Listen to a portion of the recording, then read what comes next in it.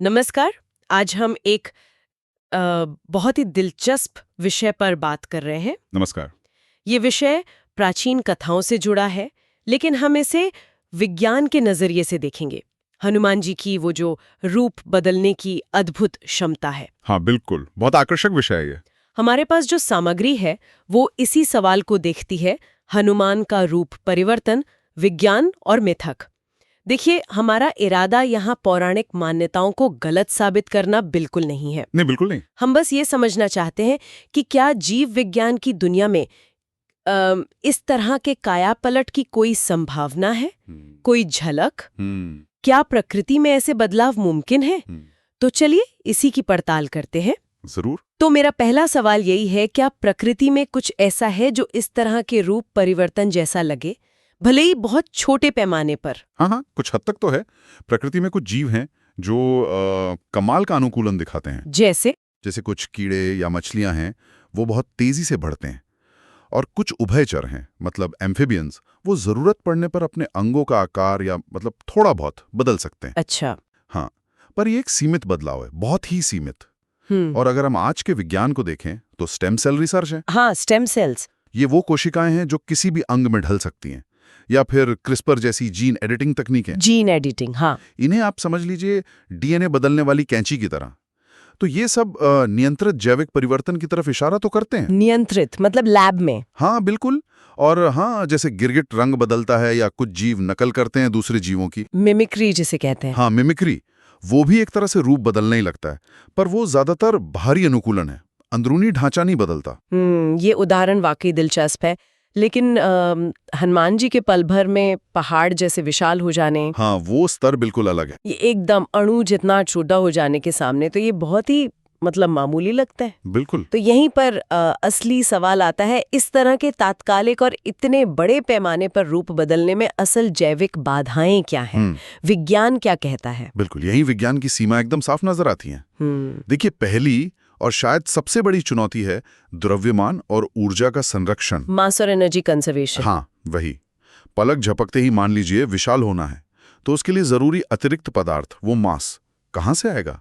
और उतनी ऊर्जा कहाँ से आएगी? या फिर सिकुड़ने पर वो ऊर्जा और पदार्थ कहाँ गायब हो जाएगा?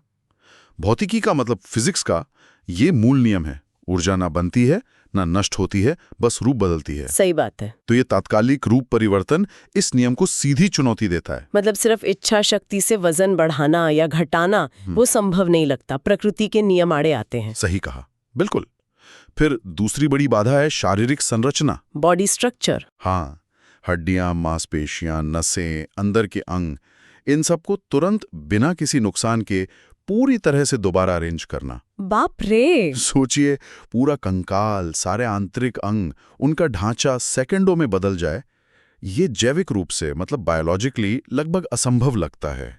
शरीर की पूरी बनावट, उसकी पूरी मशीनरी ही इसके खिलाफ है। बिल्कुल, शरीर ऐसे काम नहीं करता। और फिर तीसरा सवाल है चेतना और पहचान का। कॉन्शियसनेस। हाँ, इतने बड़े शारीरिक बदलाव के दौरान किसी व्यक्ति की चेतना, उसकी यादें, उसकी पहचान, वो कैसे स्थिर रहेगी? शरीर बदलेगा तो मन का क्या होगा? ये तो बहुत गहरा सवाल है। हाँ, ये बहुत गहरे सवाल हैं। इनका जवाब विज्ञान के पास फिलहाल तो बिल्कुल नहीं है। तो संक्षेप में कहें तो असल चुनौती सिर्फ ऊर्जा या ढांचे की नहीं, बल्कि इन सबको एक साथ, तुरंत और बिना खुद को नष्ट किए बदलने की है। तो ये तो साफ है कि जैसा हम पौराणिक कथाओं में सुनते या पढ़ते हैं, वैसा रूप परिवर्तन विज्ञान के दायरे से तो बाहर है। हाँ, अभी के विज्ञान के हिसाब से तो बिल्कुल बाहर है। इसे एक मिथक या दिव्य शक्ति ही माना जा सकता है। लेकिन फिर इस तरह के विचार, ये कल्पनाएं विज्ञान को कैसे प्रेरित करती हैं?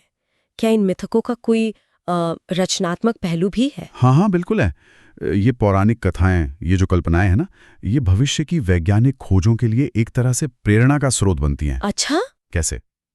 ये वैज्ञानिकों को सोचने पर मजबूर करती हैं, क्या हो अगर, मतलब व्हाट इफ। ये जो असंभव लगने वाली चीजें हैं, ये विज्ञान को नई दिशाएं खोजने के लिए उकसाती हैं, मोटिवेट करती हैं। ये बात तो है। और इसी प्रेरणा से भविष्य की तकनीकों की कल्पना की जा सकती है।